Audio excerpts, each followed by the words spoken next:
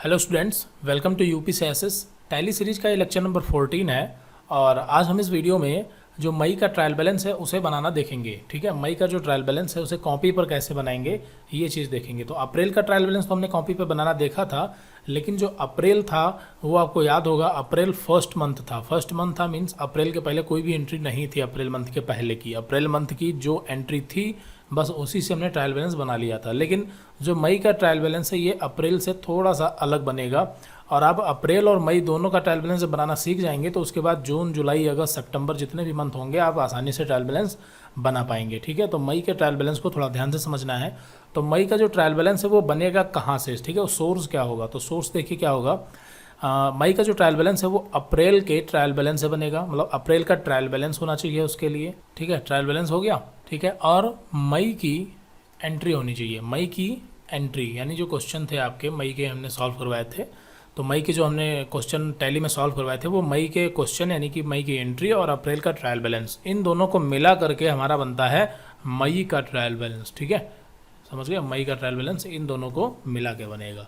तो चलिए, तो सबसे पहले तो हम क्या करते हैं, जो अप्रैल का ट्रायल बैलेंस था उसको निकालते हैं। तो अप्रैल का ट्रायल बैलेंस एक्सपोर्ट कर लेते हैं। ठीक है, तो कैसे करेंगे वो भी आप देख लें। तो यहाँ पर टैली को ओपन करते हैं हम, और यहाँ पर हम चलते हैं डिस्प्ले में, डिस्प्ले डे बुक। और डे बुक में यहाँ पर आप ऊपर देखेंगे तो भी मई डेट सेट है। ठीक है, ये क्या है, मई है। ठीक, तो मई की ये हो गई एंट्री हमारी, जिन मतलब इन एंट्रियों से हम ट्रायल बैलेंस बनाएंगे। तो मई की एंट्री हमारे पास हो गई। और अब हम अप्रैल के ट्रायल बैलेंस की बात करते हैं। तो ट्रायल बैलेंस में जाते हैं और यहाँ पर हम क्या करेंगे, अप्रैल का ट्रायल बैलेंस लेंगे। अभी आप जो सामने ट्रायल बैलेंस देख रहे हैं ये मई का है। ये किसका है, मई का। यहाँ से 1 अप्रैल से 1 मई तक, मतलब ये मई का ट्रायल बैलेंस हो गया। ठीक है, तो सिर्फ अप्रैल का ट्रायल बैलेंस अगर आपको चाहिए तो उसके लिए यहाँ पर आपको पीरियड चेंज करना होगा। ठीक है, उसके लिए आपको यहाँ पर क्या करना होगा, पीरियड बदलना होगा। उसके लिए यहाँ पर शॉर्टकट की है F2। यहाँ पर आप F2 प्रेस करें या फिर पीरियड पे क्लिक कर दें। तो फिलहाल हम यहाँ पर F2 प्रेस करते हैं। और यहाँ पर हमें बताना होगा कि जो ट्रायल बैलेंस है वो किस डेट से किस डेट तक का देखना है। तो हमें 1/4 से और 30/4 तक देखना है। तो वैसे तो हम 30/4 पे हमने कोई एंट्री नहीं की, हम यहाँ पर अगर 1/4 से 1/4 ही लिख देते हैं तब भी हमारा अप्रैल का ट्रायल बैलेंस आ जाएगा। क्यों आ जाएगा, क्योंकि हमारी जो एंट्री हैं वो सारी एक ही डेट पर है, यानी 1 अप्रैल पर ही है। लेकिन फिलहाल यहाँ पर हम 30 अप्रैल ही डालते हैं। ठीक है, 30-4 और एंटर। लेकिन यहाँ पर ये 30 नहीं ले रहा है, ऐसा इसलिए क्योंकि यहाँ पर 30 तारीख पे कोई एंट्री ही नहीं की गई है। तो हम यहाँ पर 1-4 ही रखते हैं। ठीक है, 1-4 यानी 1 अप्रैल से 1 अप्रैल तक का ही ट्रायल बैलेंस हमें देखना है। तो ये देखिए, ये अप्रैल का ट्रायल बैलेंस है आपका। ठीक है, तो इसे हम क्या करते हैं, एक्सपोर्ट कर लेते हैं। तो एक्सपोर्ट करने के लिए हमने बताया था ट्रायल बैलेंस हमारे सामने करंट टाइम में ओपन है, और जो चीज़ ओपन होती है उसको एक्सपोर्ट करने के लिए आपको एक्सपोर्ट पर क्लिक करना है। और यहाँ पर आप सेट कर दीजिए format JPG, export location D drive में, आउटपुट नेम क्या होगा, ट्रायल बैलेंस होगा। तो ऊपर की जो चीज़ें हैं वो यहाँ पर सही हैं, तो यहाँ पर हम सीधे एक्सपोर्ट कर देते हैं, यानी एंटर बटन प्रेस करते हैं और ये आपका एक्सपोर्ट हो जाएगा। ठीक है, तो अप्रैल का जो ट्रायल बैलेंस है वो एक्सपोर्ट हो गया। चलिए इसको हम देखते हैं दिस पीसी और डी ड्राइव में टैली नाम के फोल्डर के अंदर।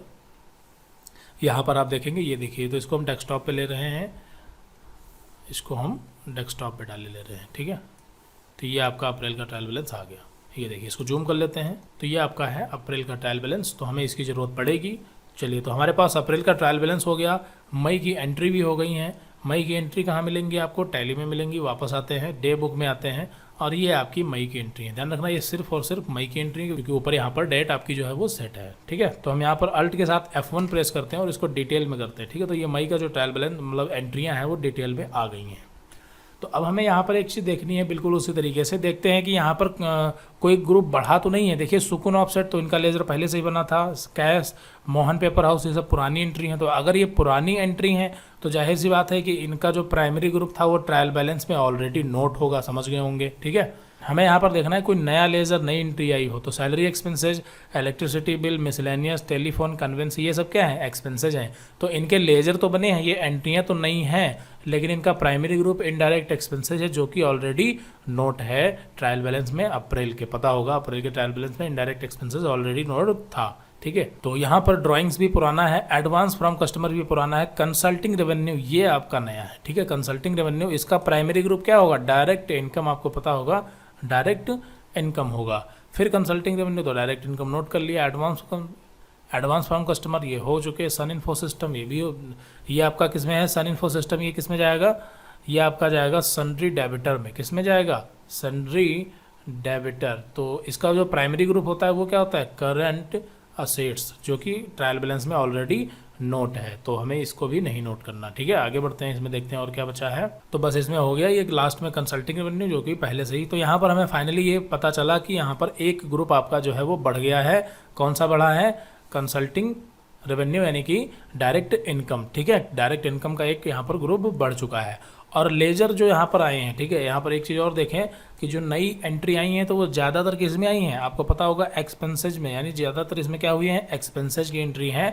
और जो एंट्री नई आई हैं, बढ़ी हैं, वो रेवेन्यू की हैं। समझ गए ना?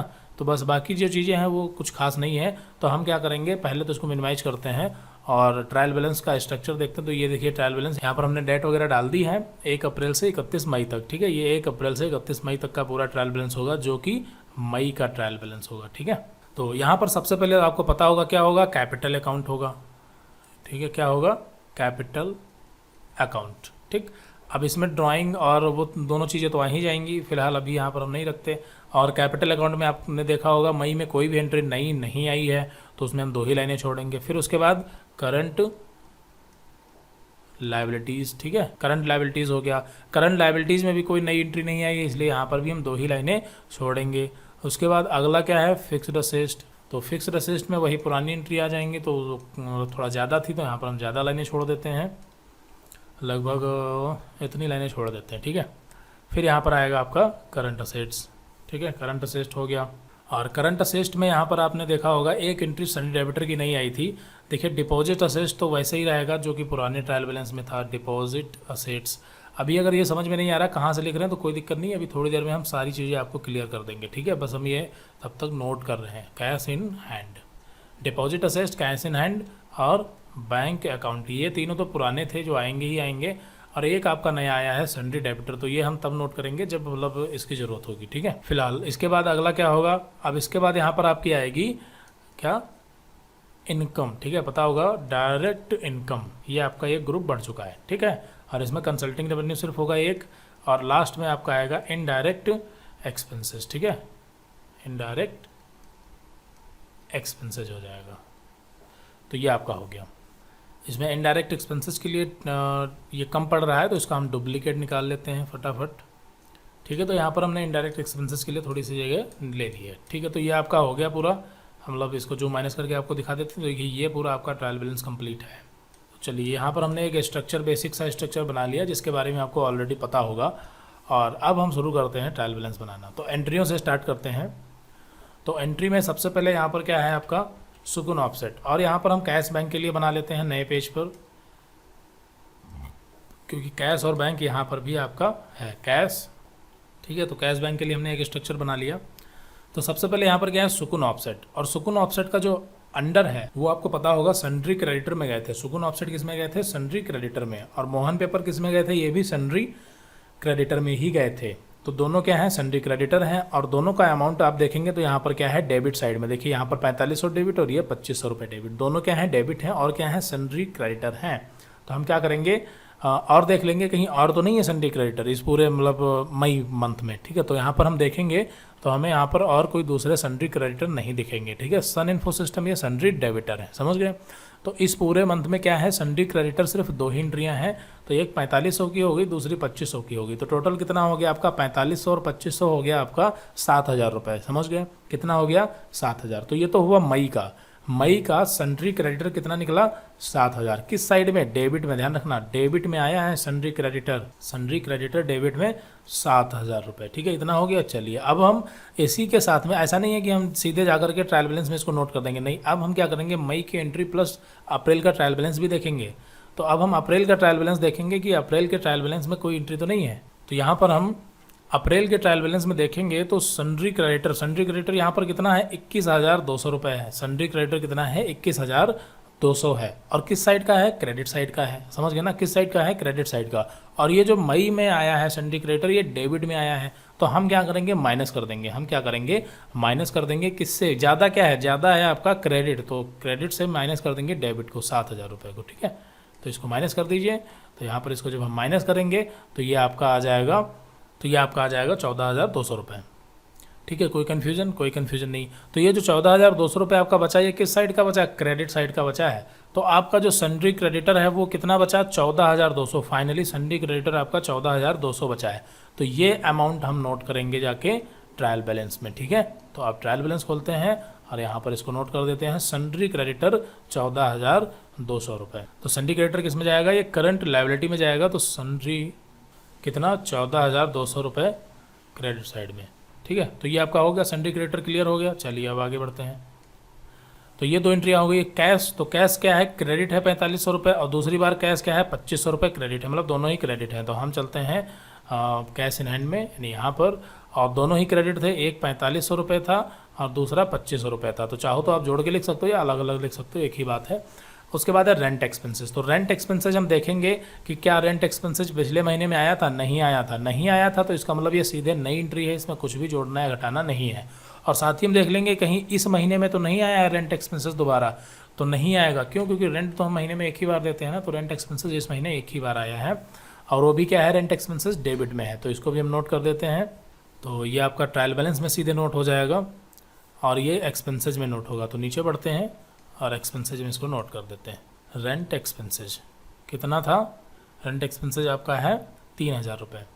और साथ ही में देख लेते हैं SBI बैंक है 3,000 रुपये, ठीक है। SBI बैंक 3,000 रुपये क्रेडिट है और रेंट जो है वो डेबिट है, ठीक है। तो इसको दोनों को एक साथ नोट करते हैं। रेंट एक्सपेंसेज आपका क्या हो जाएगा? ये आपका हो जाएगा डेबिट कितना? 3,000 रुपये, ठीक है। डेबिट 3,000 रुपये हो गया। और आगे यहाँ पर हम नोट करते हैं बैंक क्रेडिट में हो जाएगी 3,000 रुपये, क्योंकि बैंक जो थी वो क्रेडिट थी 3,000 रुपये से, और जो रेंट था वो डेबिट था 3,000 रुपये से, ठीक है। और आगे बढ़ते हैं। तो सैलरी एक्सपेंसेस, तो सैलरी एक्सपेंसेस ये भी पिछले महीने में नहीं आया है। तो सैलरी एक्सपेंसेस क्या है? डेबिट है, और बैंक क्या है? क्रेडिट है। कितना? 12,700 रुपये।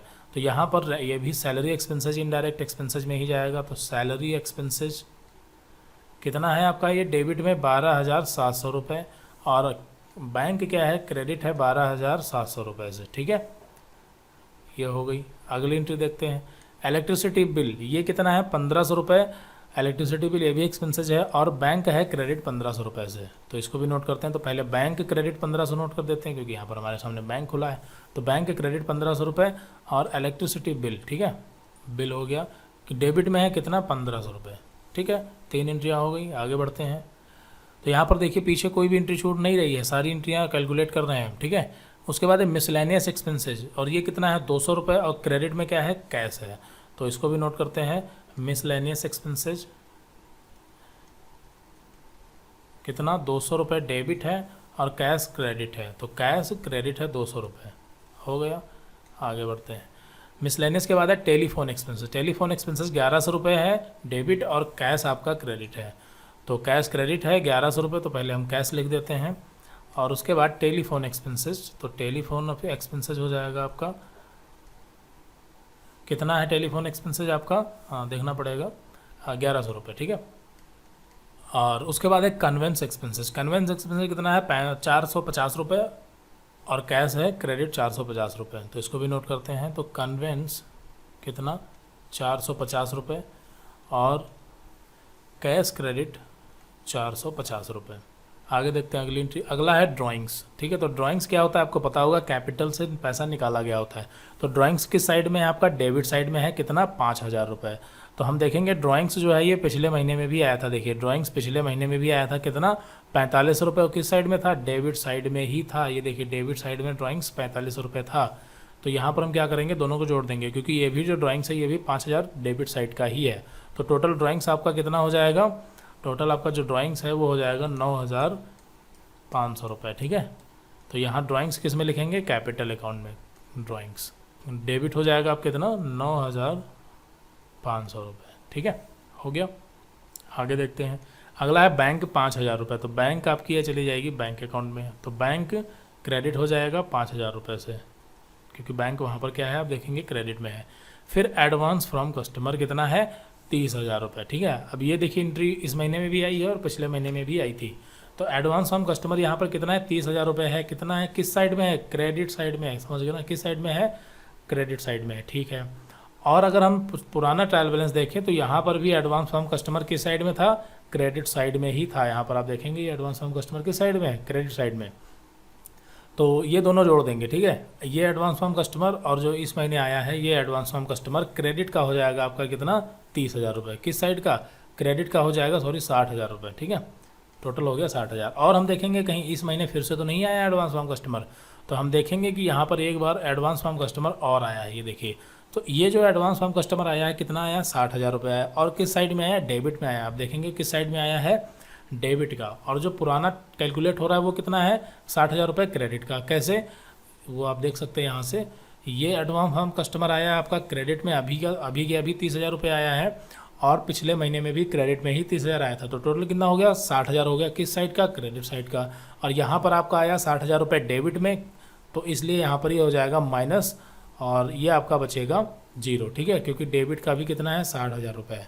तो ये दोनों माइनस हो जाएंगे और ये आपका फाइनल बचेगा 0, ठीक है। तो यहाँ पर हम ट्रायल बैलेंस में एडवांस फॉर्म कस्टमर जो है ये करंट लायबिलिटीज़ में नहीं लिखेंगे, ठीक है, इसको ब्लैंक छोड़ देंगे, ठीक, क्योंकि यहाँ पर ये 0 हो चुका है। उसके बाद अगली एंट्री देखते हैं। तो यहाँ पर एडवांस फॉर्म कस्टमर ये 30,000 रुपये हो गया। बैंक यहाँ पर डेबिट है, SBI बैंक क्या है, 30,000 रुपये डेबिट है, इसको नोट करेंगे। तो इसको नोट करते हैं बैंक को। तो बैंक डेबिट में है 30,000 रुपये, ठीक है। चलिए, तो यहाँ तक हो गया कंप्लीट, कोई एंट्री पीछे नहीं छूटी है। अब कंसल्टिंग रेवेन्यू। तो कंसल्टिंग रेवेन्यू पता है डायरेक्ट इनकम है, तो कितना है, 25,000 रुपये है। किस साइड में है, क्रेडिट साइड में है। और देखेंगे तो कहीं नहीं आया, तो हम देखेंगे यहाँ पर भी कंसल्टिंग रेवेन्यू आया है। किस साइड में आया, क्रेडिट में। आप देखेंगे यहाँ पर क्रेडिट लिखा हुआ है, इसका अमाउंट क्रेडिट, ठीक है।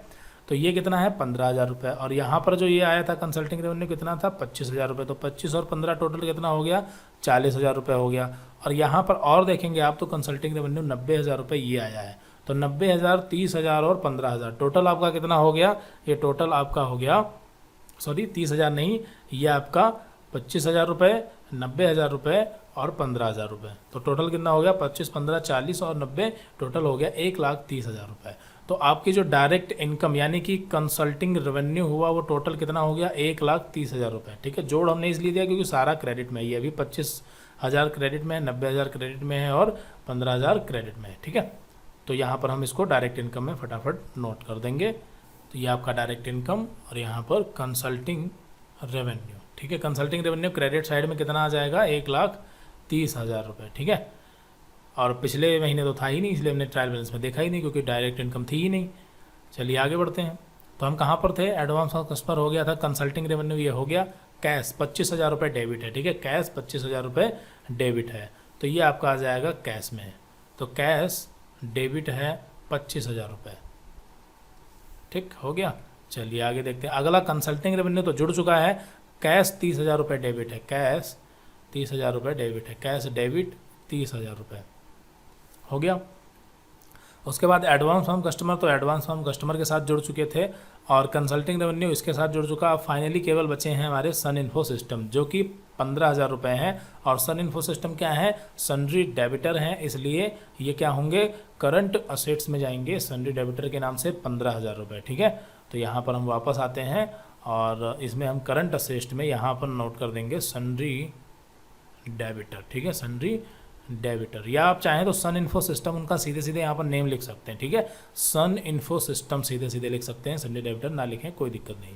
तो सन्ड्री डेबिटर का जो अमाउंट है वो कितना है, 15,000 रुपये है। और किस साइड में आप देखेंगे, डेबिट साइड में है, ठीक है। सन इन्फो सिस्टम 15,000 रुपये डेबिट साइड में है। तो आप अगर ट्रायल बैलेंस में अभी देखें तो यहाँ पर कोई भी एंट्री छूटी है, कोई भी एंट्री नहीं छूटी। कैश कैश में जा चुका है, बैंक बैंक में जा चुकी है और बाकी जो नई एंट्रियाँ हैं वो नोट हो चुकी हैं, जो पुरानी है वो एडजस्ट हो चुकी हैं, ठीक है। तो अब हमें यहाँ पर मई की जो एंट्री है उनका काम खत्म होता है। अब हमारा बचता है जो अप्रैल का ट्रायल बैलेंस है। देखिए अब यहाँ पर श्याम वर्मा तो आया ही नहीं, तो श्याम वर्मा जैसे थे वैसे ही आ जाएगा। श्याम वर्मा का अमाउंट कितना है, 8 लाख रुपए। तो ये नए वाले ट्रायल बैलेंस में ये फिर से आएंगे, ठीक है। ऐसा नहीं कि बस हो गया ट्रायल बैलेंस, अभी नहीं बना। अब यहाँ पर हम क्या करेंगे, श्याम वर्मा का जैसा अमाउंट अप्रैल में था वैसा ही यहाँ पर कर देंगे, ठीक है, क्योंकि ये दोबारा नहीं आया। श्याम वर्मा ये क्रेडिट साइड में 8 लाख रुपये, ठीक है, हो गया। चलिए अब देखिए ड्राइंग तो जुड़ चुका था, यहाँ पर देखते चलते हैं कौन कौन सी चीज़ें क्लियर हो रही है। ड्राइंग जुड़ चुका था, श्याम वर्मा हो गए, सन्ड्री क्रेडिटर भी हो गया था, एडवांस फॉर्म कस्टमर भी जुड़ चुका था। अब ये फिक्स्ड असेट्स जो है ये पूरा पोर्शन आपका वहाँ पर जुड़ेगा, ठीक है, क्योंकि ये आया ही नहीं था। तो हम क्या करते हैं, फिक्स्ड असेट्स को नोट करते हैं, ठीक है। तो वैसे तो आप नोट कर सकते हैं, चाहे छोड़ सकते हैं, लेकिन छोड़ेंगे नहीं, यहाँ पर हम करवा देते हैं, आपको नोट करते हैं, ठीक है।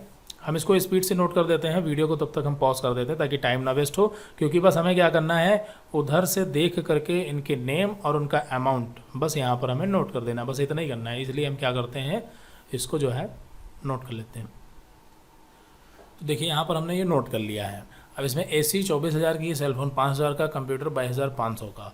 और ये वाला ट्रायल बैलेंस आप देखेंगे तो यहाँ पर देखिए क्या है कि office chair, office table, waiting chair, ये तीनों अलग अलग हैं। तो जो हमने अप्रैल का ट्रायल बैलेंस बनवाया था, इन तीनों को हमने एक नाम दे दिया था, आपको याद होगा, फर्नीचर एंड फैक्चर। ठीक है, फर्नीचर एंड फैक्चर नाम दे दिया था। तो आप चाहें तो तीनों को अलग अलग नोट कर रहे हैं तो आप अलग अलग नोट कीजिए, लेकिन हमने अप्रैल में फर्नीचर एंड फैक्चर इनका नाम दिया था, इसलिए हम इनको तीनों को एक में मिला के रखेंगे। ठीक है, तो फर्नीचर एंड फैक्चर और इनका टोटल अमाउंट इन तीनों को जोड़ देंगे। तो हमने इस वाले ट्रायल बैलेंस में भी यही किया है। अगर आपने अलग अलग नोट किया था तो आप अलग अलग नोट कीजिए। ठीक है, कोई कन्फ्यूजन नहीं, कोई दिक्कत नहीं। तो फर्नीचर एंड फैक्चर यहाँ पर टोटल 14,200 तीनों को हमने जोड़ दिया। कोई कन्फ्यूजन नहीं। चलिए आगे बढ़ते हैं। तो आगे यहाँ पर फिक्स्ड असेस्ट वाला पोर्शन हो गया। करंट असेस्ट में आप देखिए डिपॉजिट असेस्ट जैसा कि तैसा है, 51,500 ही है। तो हम यहाँ पर क्या करेंगे, ये डिपॉजिट असेस्ट, नीचे बढ़ते हैं पहले तो ये डिपॉजिट असेस्ट कितना है, 51,500। ठीक है, और उसके बाद है कैश इन हैंड और बैंक अकाउंट। तो देखिए कैश इन हैंड जो है, ये पुराना वाला जो है, इसको हम एज इट इज़ यहाँ पर नहीं लिखेंगे। क्यों? क्योंकि ये तो पुराना वाला हो गया। ये कैश इन हैंड और बैंक अकाउंट ये आपके क्या है, पुराना है। ठीक है, अप्रैल मंथ का। और कैश और बैंक मई में भी तो आया है, तो हम क्या करेंगे, इस वाले अप्रैल के कैश और बैंक को मई वाले कैश और बैंक से प्लस माइनस करके उसके बाद जो फाइनल अमाउंट बचेगा वो हम नोट करेंगे। तो ये कैश इन हैंड जो है, ये कैश डेबिट में है और बैंक अकाउंट जो है ये भी डेबिट में है। तो इन दोनों को हम क्या करेंगे, ट्रायल बैलेंस में अभी हम कैश इन हैंड और बैंक अकाउंट नहीं लिखेंगे, यहाँ पर नोट करेंगे। ठीक है, एडजस्ट करेंगे पहले तो ये कैश कितना है आपका, कैश इन हैंड में 2,48,300 रुपये। तो यहाँ पर हम नोट करेंगे डेबिट में, क्योंकि डेबिट है 2,48,300 रुपये। ठीक है, समझ में आ रहा है। और उसके बाद यहाँ पर बैंक अकाउंट कितना है, 4,71,000 रुपये। तो यहाँ पर हम इसको नोट कर देंगे, बैंक डेबिट 4,71,000 रुपये। ठीक है, तो ये आपका हो गया। तो यहाँ पर ये देखिए कैश और बैंक भी नोट हो चुका। अभी दो यहाँ पर एक्सपेंसेस बचे हैं, ऑफिस एक्सपेंसेस और स्टेशनरी एक्सपेंसेस। तो ऑफिस एक्सपेंसेस कितना है, 1,200 रुपये। स्टेशनरी एक्सपेंसेस कितना है, 9,000 रुपये। तो इसको भी हम नोट करेंगे इनडायरेक्ट एक्सपेंसेज में, क्योंकि ये ऑफिस एक्सपेंसेज और स्टेशनरी इस महीने नहीं आए थे। तो जब नहीं आए थे तो वो पहले तो हमने नोट ही नहीं किए होंगे। तो यहाँ पर अभी नोट कर देंगे ऑफिस एक्सपेंसेज कितना है। ऑफिस एक्सपेंसेज आपका है, देखना पड़ेगा। चलिए स्टेशनरी एक्सपेंसेज नाम नोट कर देते हैं पहले, बाद में अमाउंट। स्टेशनरी आपकी है 9,000 रुपये और ऑफिस एक्सपेंसेज आपका है 1,200 रुपये। ठीक है, 1,200 रुपये। तो यहाँ पर देखिए एंट्री को तो हम पहले ही दिखा चुके हैं कि एंट्री में ऐसी कोई भी एंट्री नहीं है जो आपकी छोटी हो। ठीक है, सारी एंट्रियाँ आ चुकी हैं ट्रायल बैलेंस में। और अब हम देखते हैं ट्रायल बैलेंस में। तो देखिए ट्रायल बैलेंस में क्या कोई ऐसा अकाउंट है जिसका जो ट्रायल बैलेंस में ना गया हो। देख कैश और बैंक भी जा चुका है। ठीक है, तो यहाँ पर सारे अकाउंट क्लियर हो चुके हैं। तो अब हमारा इस ट्रायल बैलेंस से भी कोई मतलब नहीं है। ठीक है, इसको हम हटा देते हैं और इसको भी हम हटा देते हैं।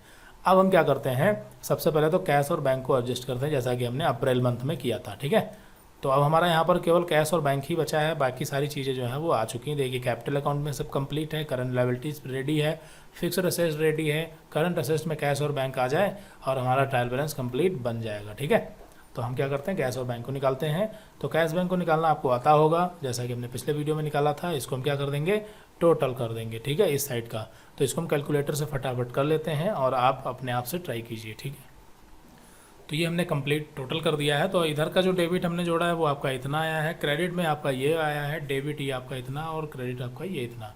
इन दोनों को जो हमने आपस में माइनस किया तो ये हमारा फाइनल अमाउंट बचा है बैंक। और ये किस साइड का बचेगा, डेबिट का, क्योंकि डेबिट का ही तो ज़्यादा है। यहाँ पर डेबिट कितना है, 5 लाख है और क्रेडिट कितना 22,000 मात्र है, मतलब 22,200 और ये 5,01,000 है। ठीक है, तो यहाँ पर आपका बचेगा कितना, डेबिट का बचेगा। और ये भी आपका डेबिट का ही बचेगा, क्योंकि कैश भी जो है वो डेबिट साइड का ही ज़्यादा है। ठीक है, तो आपका कैश कितना है डेबिट साइड का, 2,94,550 रुपये। तो इसको नोट करते हैं, कैश है आपका 2,94,550 रुपये। ठीक है, और बैंक यहाँ पर आपका डेबिट साइड का कितना है, 4,78,800 रुपये।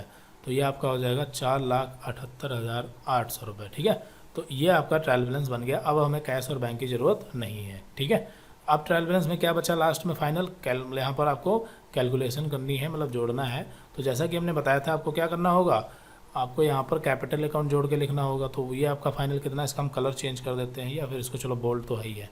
और यहाँ पर ये 8 लाख है और ये आपका हो गया फाइनल अमाउंट। और करंट लायबिलिटीज़, तो आपका करंट लायबिलिटीज़ तो 14,200 ही है, ठीक है। और फिक्स असेट्स तो इसको आप टोटल करके लिख देंगे, तो ये तो पुराना वाला ही है 65,700, याद होगा आपको। और करंट असेट्स जो है ये आपको जोड़ना होगा, ठीक है। तो ये आप यहाँ पर जोड़ के लिख सकते हैं, ठीक है।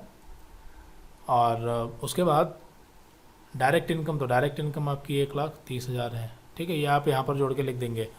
और इनडायरेक्ट एक्सपेंसेस भी आप इसको जोड़ करके फाइनल अमाउंट यहाँ पर लिख देंगे। उसके बाद यहाँ पर लास्ट में आपकी एक चीज़ बची, क्या, इसका ग्रैंड टोटल, ठीक है, ग्रैंड टोटल। तो ग्रैंड टोटल में इसको जोड़ेंगे डेबिट साइड का और ये वाला जोड़ेंगे क्रेडिट साइड का, तो दोनों का जो अमाउंट है वो बराबर आना चाहिए। और आपका बराबर आ जाएगा तो मतलब ट्रायल बैलेंस आपका जो है वो सही है। तो चलिए इसको हम जोड़ते हैं कैलकुलेटर से फटाफट, तब तक वीडियो को पॉज करते हैं। तो यहाँ पर हमने जोड़ा है, तो ये आपका 9,44,200 रुपये आएगा, दोनों साइड का बराबर आ रहा है, मतलब आपका ट्रायल बैलेंस सही है, ठीक है। तो ट्रायल बैलेंस, मई का ट्रायल बैलेंस कैसे बनता है आपको पता चल चुका होगा। अप्रैल मंथ के ट्रायल बैलेंस और मई की एंट्रियों को मिला करके आपका जो ट्रायल बैलेंस है वो बनता है मई का, ठीक है। कोई कन्फ्यूजन नहीं। चलिए अब इसके साथ हम फटाफट प्रॉफिट एंड लॉस देख लेते हैं कैसे बनता है। तो देखिए जो प्रॉफिट एंड लॉस अकाउंट होता है, ऐसा नहीं है कि ट्रायल बैलेंस जब बनता है तो अप्रैल का ट्रायल बैलेंस जोड़ा जाता है, तो अगर प्रॉफिट एंड लॉस बनेगा तो प्रॉफिट एंड लॉस भी आपका अप्रैल का जोड़ा जाएगा, नहीं। सिर्फ ट्रायल बैलेंस जब बनता है तो अप्रैल यानी पिछले मंथ का ट्रायल बैलेंस जोड़ा जाता है, लेकिन प्रॉफिट एंड लॉस अकाउंट और बैलेंस शीट जो होती है वो हमेशा ट्रायल बैलेंस से ही बनती है। तो प्रॉफिट एंड लॉस अकाउंट आपका कहाँ से बनेगा, ट्रायल बैलेंस से बनेगा, ठीक है। कैसे, देखिए, तो आपको पता होगा प्रॉफिट एंड लॉस में सिर्फ इनकम और एक्सपेंसेस ही प्लस माइनस किए जाते हैं। तो यहाँ पर आप देखेंगे टोटल इनकम आपकी कितनी है, टोटल आपकी इनकम जो है वो 1,30,000 रुपये है, ठीक है। तो हम क्या करेंगे, इसको इनकम में नोट कर देंगे, यहाँ पर आते हैं और इनकम में नोट कर देंगे। तो अब हमारी डायरेक्ट इनकम है, ये क्या है, डायरेक्ट इनकम कितनी, 1,30,000 रुपये, ठीक है, 1,30,000 रुपये है। अब देखते हैं कि एक्सपेंसेस कितने हैं। तो यहाँ पर एक्सपेंसेस का जो है टोटलिंग नहीं लिखी है, तो हम क्या करते हैं, ट्रायल बैलेंस से ही देख लेते हैं। यहाँ पर ट्रायल बैलेंस, और ये आप देखेंगे यहाँ पर इनडायरेक्ट एक्सपेंसेस का जो टोटल है वो कितना दिखा रहा है, 29,150 रुपये, ठीक है। कितना है, 29,150 रुपये। और यहाँ पर आप नीचे ग्रैंड टोटल इसका देखेंगे तो उतना ही आ रहा है यहाँ पर भी जितना हमारा ट्रायल बैलेंस में आया है, ठीक है, 9,44,200। फिलहाल यहाँ पर इनडायरेक्ट एक्सपेंसेस कितना है, 29,150। तो हम इसको नोट कर लेंगे अपने ट्रायल बैलेंस में, यहाँ पर नोट कर देते हैं 29,150, ठीक है, हो गया। तो ये आपका एक्सपेंसेस हो जाएगा, ये इनडायरेक्ट एक्सपेंसेज होगा कितना, 29,150। तो ये आपकी इस महीने की एक्सपेंसेज है और ये आपका इनकम है। तो हम क्या करेंगे, दोनों को माइनस कर देंगे। माइनस करने के बाद जो हमारा बचेगा वो प्रॉफिट ही होगा, क्यों, क्योंकि अब की बार इनकम ज़्यादा है, इसलिए क्या होगा, प्रॉफिट। तो अगर प्रॉफिट होता है तो हमने बताया था किस साइड में लिखा जाता है, एक्सपेंसेस साइड में लिखा जाता है, ठीक है, नेट प्रॉफिट ऐसे करके, नेट प्रॉफिट कितना, अब उसके लिए माइनस करना होगा, तो माइनस कर लेते हैं। तो ये आपका आया है नेट प्रॉफिट 1,08,50 रुपये माइनस करने पर। कोई कन्फ्यूजन नहीं, ठीक है। तो ये आपका हो गया प्रॉफिट। तो अब इसको हम जोड़ देंगे, ग्रैंड टोटल करेंगे, तो आपको पता है इन दोनों को जोड़ने पर कितना आएगा, 1,30,000 आएगा, ठीक है, 1,30,000। और इधर तो सीधे सीधे लिखा है 1,30,000। तो ये बन गया आपका प्रॉफिट एंड लॉस अकाउंट। अब देखते हैं बैलेंस शीट। तो बैलेंस शीट में एक साइड में लायबिलिटी होता है, तो कैपिटल अकाउंट आ जाएगा आपका, और क्या आ जाएगा, करंट लायबिलिटी आ जाएगा, ठीक है, करंट लायबिलिटीज़ आ जाएगा। और हमने बताया था कि जब प्रॉफिट होता है, ठीक है, तो इस महीने क्या हुआ, प्रॉफिट हुआ ना, तो जो प्रॉफिट होता है वो किस साइड में आता है, लायबिलिटी साइड में ही आता है। तो यहाँ पर आपका प्रॉफिट हो गया, ठीक है, प्रॉफिट, ठीक, एंड लॉस, तो ये भी आपका आ जाएगा इधर ही। और असेट्स में आपका क्या आएगा, करंट असेट्स आएगा और फिक्स्ड असेट्स आएगा, बस हो गया। तो इसको हम ट्रायल बैलेंस देख देख के फटाफट नोट कर देते हैं। तो कैपिटल अकाउंट में आप देखेंगे तो कैपिटल अकाउंट में यहाँ पर ये कितना है, 8 लाख, और यहाँ पर डेबिट्स इसको माइनस करेंगे ना हम, 8 लाख से 9,500 हमेशा माइनस करते हैं, तो इसको माइनस कर लेते हैं पहले। तो ये आपका बचेगा 7,90,500 रुपये, ठीक है। तो 7,90,500 रुपये इसको हम नोट कर देंगे, 7,90,000। और करंट लायबिलिटीज़ आपका कितना है, करंट लायबिलिटीज़ देख लेते हैं। तो जो करंट लायबिलिटी है वो कितना, 14,200 रुपये है। और जो अपना वाला ट्रायल बैलेंस है इसमें भी 14,200 रुपये ही है। आप देखेंगे यहाँ पर, ये देखिए 14,200 रुपये, ठीक है। तो करंट लायबिलिटीज़ 14,200। और फिक्स्ड असेस्ट आपका कितना है, 65,700। तो यहाँ पर फिक्स्ड असेस्ट 65,700।